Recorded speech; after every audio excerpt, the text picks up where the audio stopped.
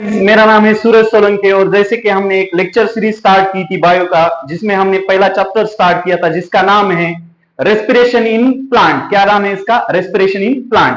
देखो अभी respiration in plant में हमने पिछले लेक्चर में कंप्लीट किया था, उसका इंट्रोडक्टिव पार्ट कंप्लीट किया था। उसमें हमने एरोबिक रेस्पिरेशन और एनारोबिक रेस्पिरेशन क्या होता है ये देखा था। अब इस लेक्चर में हम कंप्लीट करने वाले कि उसके आगे का पार्ट हम कंटिन्यू करेंगे। देखिए देखिए तो पहले लेक्चर में हमने देखा था ग्लाइकोलाइसिस देखा था। क्या है ग्लाइकोलाइसिस? ग्लाइकोलाइसिस क्या होता है? ग्लाइकोलाइसिस में हमने देखा था कि जो ग्लाइकोलाइसिस है, देखो ग्लाइकोलाइसिस में हमने क्या देखा था कि जो कि ग्लूकोज है,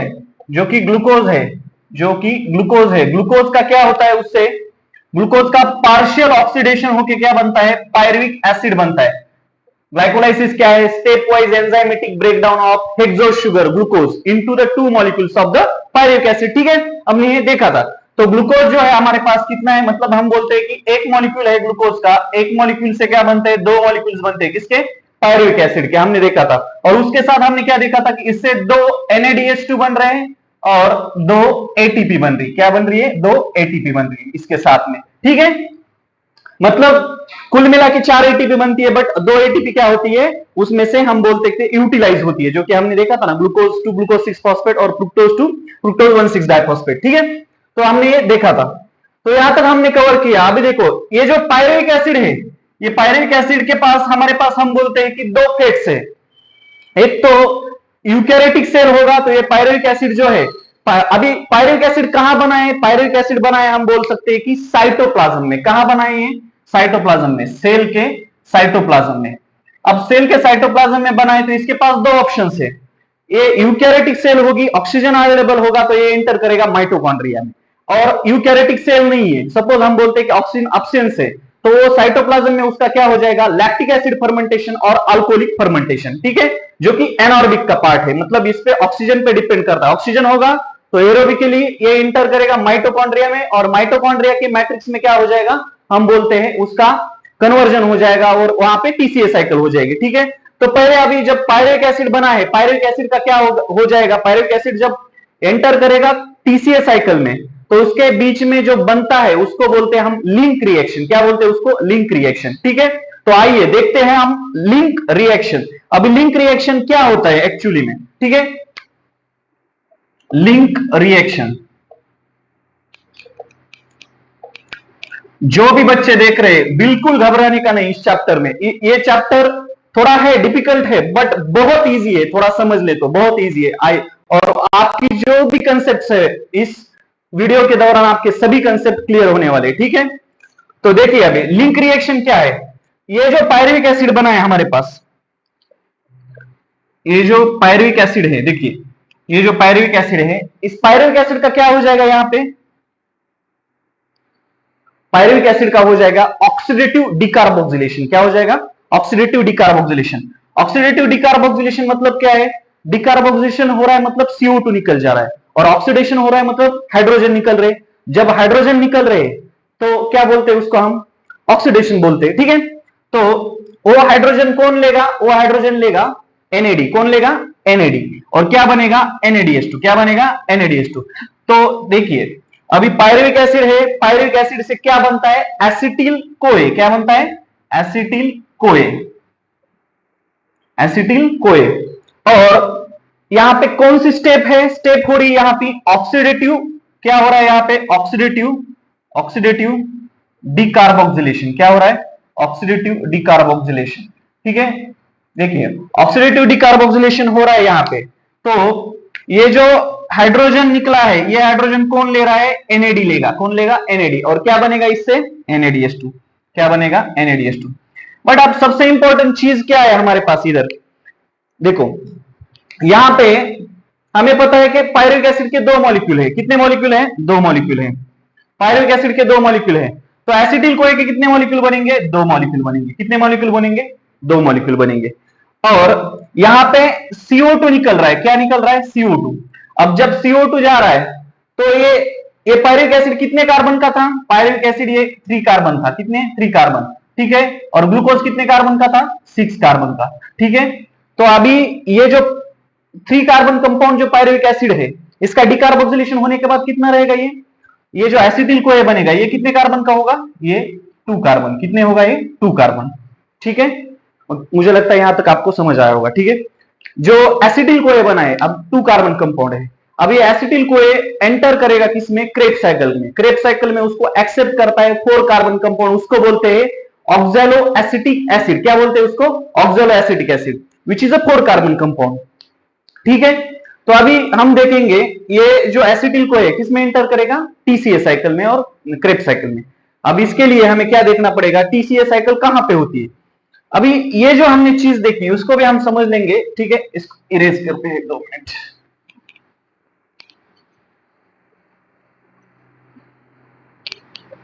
देखिए अब हम देखेंगे क्रेब्स साइकिल, और क्रेब्स साइकिल तो आपको पता होगा बहुत बड़ी है, तो हमें स्पेस लगने वाला है अभी यहाँ पे। ठीक है, तो टीसीए साइकिल भी बोलते हैं हम उसको। ठीक है, देखो अभी हमारे पास क्या है, अभी पायरुविक एसिड से क्या बना है, जो पायरुविक एसिड है,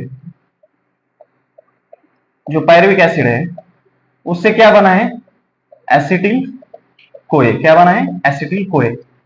अब जो एसिटिल कोए है, ये एसिटिल कोए किसमें एंटर करेगा, टीसीए साइकिल में। किसके साथ एंटर करेगा, उसको कौन एक्सेप्ट करेगा, ओ ए। कौन एक्सेप्ट करता है उसको, O A, which is a 4 carbon compound, oxaloacetic acid.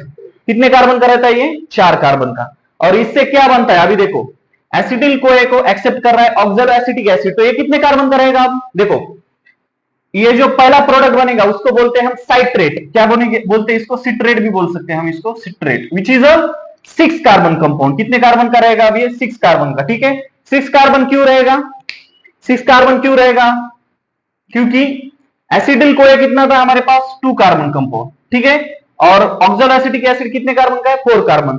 तो फर्स्ट टेबल प्रोडक्ट क्या बन रहा है यहाँ पे, citrate, which is a 6 carbon compound. ठीक है, बट अब ये टीसीए साइकिल एक्चुअली में होती कहां पे है, तो सबसे इंपॉर्टेंट चीज है क्या, कि ये साइकिल कहां पे हो रही है। तो टीसीए साइकिल कहां पे होती है, टीसीए साइकिल होती है माइटोकॉन्ड्रिया के मैट्रिक्स में। कहां पे होती है, माइटोकॉन्ड्रिया के मैट्रिक्स में।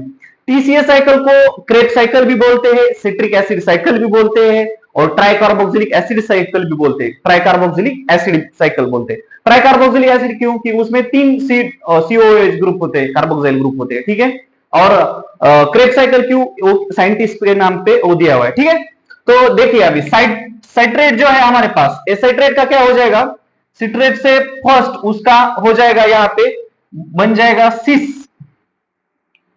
एकुनी एकुनिटेट। क्या बनेगा इससे, सिस एकुनिटेट। ठीक है, क्या बनेगा इससे, सिस एकुनिटेट। ठीक है, ये जो सिस एकोटिनेट है, इस सिस एकोटिनेट से क्या बनेगा बाद में, यहां पे आइसोसिट्रेट। क्या बनेगा, आइसोसिट्रेट। देखो अभी ये जो आइसोसिट्रेट बना है, ये आइसोसिट्रेट का कन्वर्जन किस में हो जाएगा। अभी पहले हम क्या देखते हैं कि डायरेक्टली स्टेप्स देखेंगे, स्टेप्स के बाद उसमें कौन से एंजाइम से देखेंगे। ठीक है, तो आइसोसाइट्रेट का कन्वर्जन होता है, यहाँ पे हम बोल सकते हैं isocitrate converts into oxalo oxalosuccinate. ठीक है, ऑक्सैलो सक्सेनेट।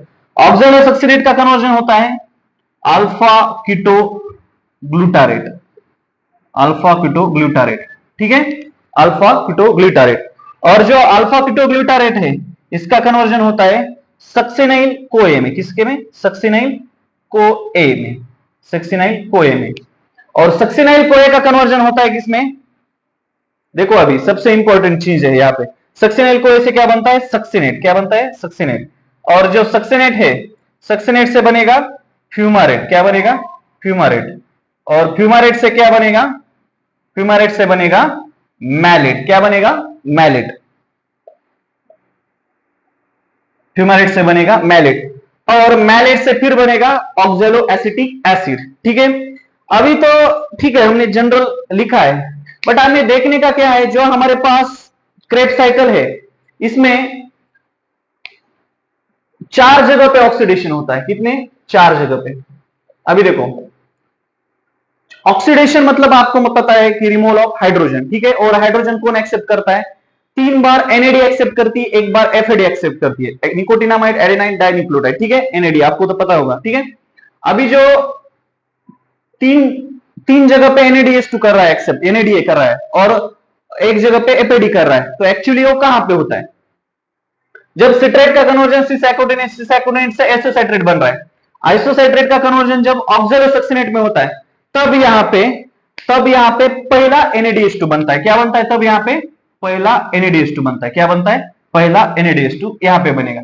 NAD जो है, NAD प्लस क्या करेगा? एक्सेप्ट करेगा किसको? हाइड्रोजन को, और क्या बनेगा? NADH2। क्या बनेगा? NADH2। ये देखो हमारा पहला NADH2 बना क्रेब्स साइकिल का। कहां पे? आइसोसाइट्रेट टू ऑक्सैलोसक्सिनेट। अभी हमारे पास ये जो साइट्रेट था 6 कार्बन कंपाउंड था, सिसैकोडेनेट भी 6 कार्बन कंपाउंड है, आइसोसाइट्रेट भी कितना है? 6 कार्बन कंपाउंड है, ऑक्सैलोसक्सिनेट भी क्या है हमारे पास? 6 कार्बन कंपाउंड है, ठीक है। यहां तक कोई दिक्कत नहीं।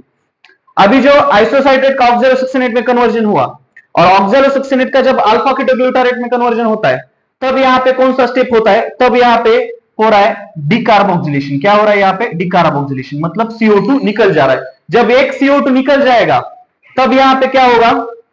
जब एक CO2 निकल जाएगा, तब यहां पे डिकार्बोक्सिलेशन जब होगा, तब यहां पे क्या बनेगा? Alpha ketoglutarate, which is a 4 carbon compound, sorry 5 carbon compound, sorry कितने कार्बन का है? 5 कार्बन का, ठीक है। अभी देखो अल्फा कीटोग्लूटारेट से सक्सिनाइल कोए बन रहा है। क्या बन रहा है? सक्सिनाइल कोए। तब यहां पे फिर एक बार क्या हो जाएगा? ऑक्सीडेशन हो जाएगा, और ये ऑक्सीडेशन होने के बाद फिर एक बार यहां पे क्या बनेगा? NAD एक्सेप्ट करेगी हाइड्रोजन को, और क्या बनेगा यहां पे? NADH2। क्या बनेगा यहां पे? NADH2, ठीक है। ओके, देखो बच्चों, सबसे इंपॉर्टेंट स्टेप है आइसोसाइट्रेट टू ऑक्सैलोसक्सिनेट, पहला NADH2 बन रहा है, फिर ऑक्सैलोसक्सिनेट टू अल्फा ग्लूटारेट डिकार्बोक्सिलेशन हो रहा है, और ऐसा हमें एक ही 5 कार्बन कंपाउंड मिलता है जिसका नाम है अल्फा कीटोग्लूटारेट, और अल्फा कीटोग्लूटारेट से सक्सिनाइल कोएंजाइम है। यहां पे दूसरा हम क्या बोलते हैं? दूसरा NADH2 बन रहा है, ठीक है। और अभी देखो जब सक्सिनेट का कन्वर्जन फ्यूमारेट में होता है, तब यहां पे NAD फिर से क्या होती है? एक्सेप्ट करती है किसको? फिर से यहां पे हम क्या बोलते हैं? NAD जो है क्या करेगा? हाइड्रोजन को एक्सेप्ट करेगा, और क्या बनेगा यहां पे? NADH2। क्या बनेगा? NADH2, ठीक है। तीसरा NADH2 बना, देखो अभी क्या NADH2 बना है क्या? नहीं। यहां पे कौन एक्सेप्ट करेगा? यहां पे एक्सेप्ट करेगा FAD। कौन एक्सेप्ट करेगा? NAD नहीं करता। यहां पे कौन एक्सेप्ट करता है? FAD। तो देखो अभी यहां पे कौन एक्सेप्ट करेगा? FAD, और क्या बनेगा यहां पे? FADH2 को, क्या बनेगा? FADH2। देखो जो कि एक ही FADH2 बनता है हमें साइकिल में। और अभी जो फ्यूमारेट टू मैलेट है, और फ्यूमारेट टू मैलेट तो कोई दिक्कत नहीं, यहां पे मैलेट्स टू ऑक्सैलोएसिटिक एसिड, यहां पे फिर एक बार जो NAD है, जो NAD है हाइड्रोजन को एक्सेप्ट करेगा, यहां पे फिर से क्या हो जाएगा? ऑक्सीडेशन हो जाएगा, और यहां पे क्या बनेगा? NADH2। देखो अभी सबसे इंपॉर्टेंट क्या बताया मैंने आपको कि क्रेब्स साइकिल में 4 बार ऑक्सीडेशन होता है। ऑक्सीडेशन होना मतलब हाइड्रोजन रिमूव होना, और ये हाइड्रोजन कहां कहां पे रिमूव हो रहा है और कहां कहां पे NADH2 बन रहा है? तो पहला NADH2 बन रहा है, पहला NADH2 बन रहा है आइसोसाइट्रेट टू ऑक्सैलोसक्सिनेट। दूसरा NADH2 कहां पे बन रहा है? अल्फा कीटोग्लूटारेट टू सक्सिनाइल कोए। और तीसरा NADH2 कहां बन रहा है? Malate to oxaloacetic acid. और एक जगह पे FADH2 एक्सेप्ट कर रहा है हाइड्रोजन को, मतलब FAD एक्सेप्ट कर रहा है। FADH2 कहां पे बन रहा है? Succinate to fumarate. तो मुझे लगता है आपको यहां तक समझ आया होगा कि हम बोलते हैं कि 4 जगह पे ऑक्सीडेशन हो रहा है NADH2। अब सबसे इंपॉर्टेंट टास्क क्या है दूसरा? इसमें देखेंगे हम एंजाइम कौन से, इसमें अभी एंजाइम कौन कौन से लगते हैं। देखो अभी जब सिट्रेट का कन्वर्जन सिस एकोटिनेट में हो रहा है, तब यहां पे कौन सा एंजाइम रहता है? एकोनिटेज। कौन सा? एकोनिटेज। यहां पे भी एकोनिटेज, सेम एंजाइम। जब आइसोसाइट्रेट का ऑक्सैलोसक्सिनेट में हो रहा है, यहां पे क्या हो रहा है? हाइड्रोजन रिमूव हो रहा है, तो एंजाइम कौन सा रहेगा? ऑब्वियसली डिहाइड्रोजिनेज, ठीक है। कौन सा रहेगा? आइसोसाइट्रेट, आइसोसाइट्रेट, आइसोसाइट्रेट डिहाइड्रोजिनेज। कौन सा रहेगा? आइसोसाइट्रेट डिहाइड्रोजिनेज, जीनेज। कौन सा रहेगा? Associated dehydrogenase. ठीक है, अभी देखो अल्फा कीटोग्लूटारेट का कन्वर्जन जब सक्सिनेल कोए में हो रहा है, तब यहाँ पे फिर एक बार डिहाइड्रोजनेशन हो रहा है, ऑक्सीडेशन हो रहा है। ठीक है, फिर यहाँ पे कौन सा एंजाइम रहेगा? Alpha ketoglutarate dehydrogenase. कौन सा एंजाइम रहेगा? Alpha ketoglutarate, alpha ketoglutarate dehydrogenase. कौन सा रहेगा? Alpha ketoglutarate dehydrogenase. ठीक है, डिहाइड्रोजनेज। सक्सिनेल कोए का कन्वर्जन जब सक्सिनेट में हो रहा है, तब सबसे इंपॉर्टेंट स्टेप यहां पे सबस्ट्रेट लेवल फॉस्फोराइलेशन होता है। और यहां पे क्या बनता है? सबसे इंपॉर्टेंट चीज है, यहां पे बनती है जीटीपी। और जीटीपी कैसे बनती है? जीडीपी को इनऑर्गेनिक फॉस्फेट प्रोवाइड करके जीटीपी बन रहा है। और ये जीटीपी है, जीटीपी अनस्टेबल रहता है, इसका कन्वर्जन होता है किसमें? एटीपी में। इसका कन्वर्जन होता है एटीपी में। थोड़ा यहां पे हम इसको एक काम करते हैं, एटीपी जो है, इससे जो एटीपी बन रहा है इसको हम बाहर भी दिखा सकते हैं। इससे क्या बनेगा? एटीपी। ठीक है, बट यहां पे एंजाइम कौन सा है? सक्सिनेट टू, सॉरी सक्सिनेल कोए टू सक्सिनेट। तो यहां पे एंजाइम रहेगा जिसका नाम है सक्सिनेट थायोकाइनेज। कौन सा एंजाइम रहेगा? Succinate thiokinase. ठीक है, सक्सिनेट थायोकाइनेज एंजाइम रहेगा। ठीक है, और फिर जब फ्यूमारेट का मैलेट में कन्वर्जन हो रहा है, तब यहां पे एंजाइम रहेगा फ्यूमारेज। कौन सा एंजाइम रहेगा? फ्यूमारेज। ठीक है, और जब मैलेट का कन्वर्जन अभी ऑक्सैलोएसिटिक एसिड में हो रहा है, फिर यहां पे NADH2 बना, फिर हाइड्रोजन रिमूव हुआ, फिर ऑक्सीडेशन हुआ, मतलब फिर कौन सा एंजाइम रहेगा यहां पे? डिहाइड्रोजिनेज। कौन सा रहेगा? डिहाइड्रोजिनेज। ठीक है, तो डिहाइड्रोजिनेज मतलब क्या रहेगा? Malate dehydrogenase. कौन सा रहेगा? Malate dehydrogenase. ठीक है, मुझे लगता है यहां तक तो समझ आया होगा आपको। तो अभी देखो, हमने देखे एंजाइम्स, तो सबसे इंपॉर्टेंट है इसमें एंजाइम्स।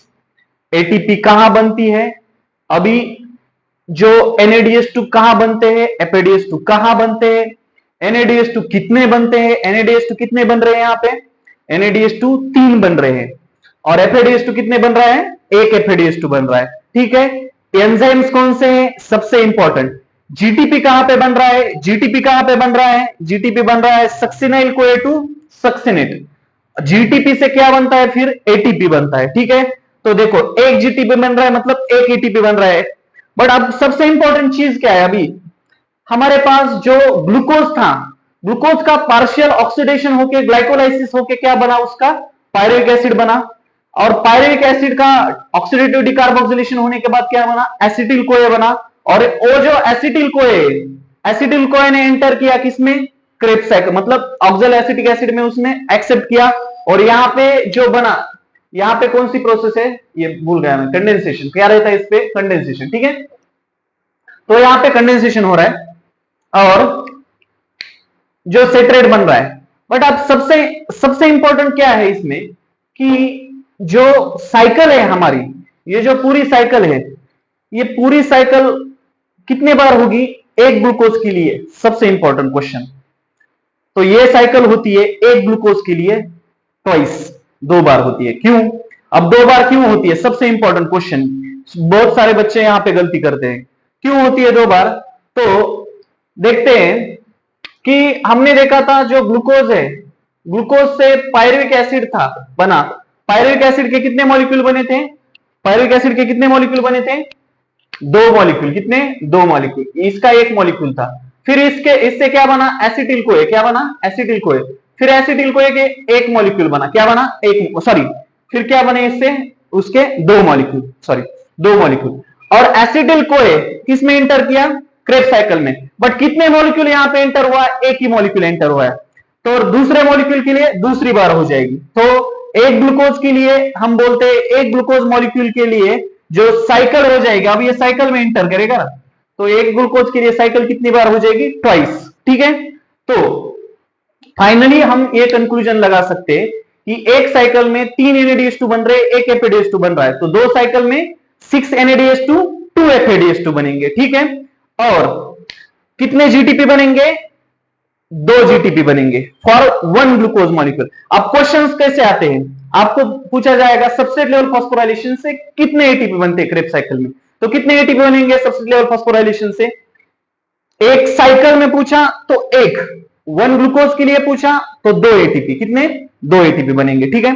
और सबसे इंपॉर्टेंट उसके बाद जो ऑक्सीडेटिव फॉस्फोराइलेशन किसे बोलते हैं हम? जो भी यहां पे NADH2 और FADH2 बना है वो एंटर करेगा इलेक्ट्रॉन ट्रांसपोर्ट चेन में, और इलेक्ट्रॉन ट्रांसपोर्ट चेन में एंटर करने के बाद उससे जो एटीपी बनेंगे उसे क्या बोलते हैं हम? Oxidative phosphorylation. जो अभी कितने NADH2 बने हमारे पास? 3, 2 साइकिल के 6, तो 6 मल्टीप्लाइड बाय, अभी देखो इलेक्ट्रॉन ट्रांसपोर्ट चेन में एंटर करने के बाद एक NADH2 से हमें 3 एटीपी मिलती है, कितनी? 3, और एक FADH2 से 2 एटीपी। तो एक कैलकुलेशन दिखाता हूं आपको यहां पे। हमारे पास एक ग्लूकोज के लिए कितने NADH2 बन रहे? 6 NADH2। तो बाबू सबसे इंपॉर्टेंट 6 NADH2, तो 6 NADH2 6 मल्टीप्लाइड बाय 3 मतलब कितने एटीपी हो जाएंगे? 18 एटीपी, 18 एटीपी। और 2 क्या बन रहे? FADH2। तो इलेक्ट्रॉन ट्रांसपोर्ट चेन में एक FADH2 से 2 एटीपी बनती है, तो 2 मल्टीप्लाइड बाय 2 कितने हो जाएंगे? 4 एटीपी। कितने हो जाएंगे? 4 एटीपी, ठीक है। तो हम बोल सकते हैं कि ऑक्सीडेटिव फॉस्फोराइलेशन से क्रेब साइकिल में हमारे पास कितनी एटीपी बन रही है? 22 एटीपी बनेगी। कितनी? 22 एटीपी बनेगी, ठीक है। तो मुझे लगता है आपको यहां तक समझ आया होगा, और जो भी पार्ट है हमारा बाकी का हम नेक्स्ट सेशन में कंटिन्यू करेंगे। थैंक्स फॉर वॉचिंग, ठीक है, थैंक यू।